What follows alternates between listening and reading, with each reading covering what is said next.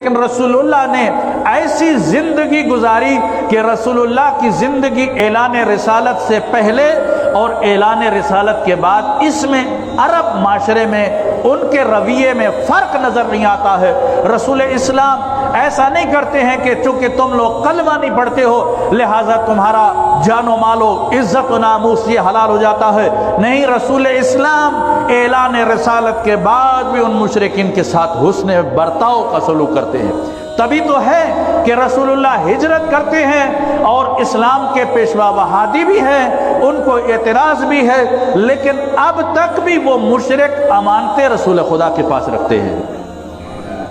اب تک بھی یہ رسول اسلام کا طریقہ معاشرت ہے۔ ہم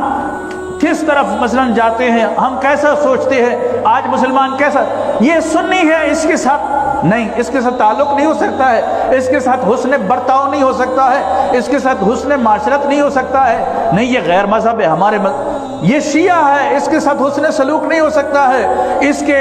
مال کو وہ عزت حاصل نہیں، اس کی ناموس کو وہ عزت حاصل نہیں۔ لیکن پیغمبر اسلام کا انداز معاشرت یہ بتاتا ہے کہ تمام کلمہ گو تو چھوڑیں، ایک معاشرے کے اندر رہنے والے انسان بھی ایک کڑی میں پروئے ہوئے ہوتے ہیں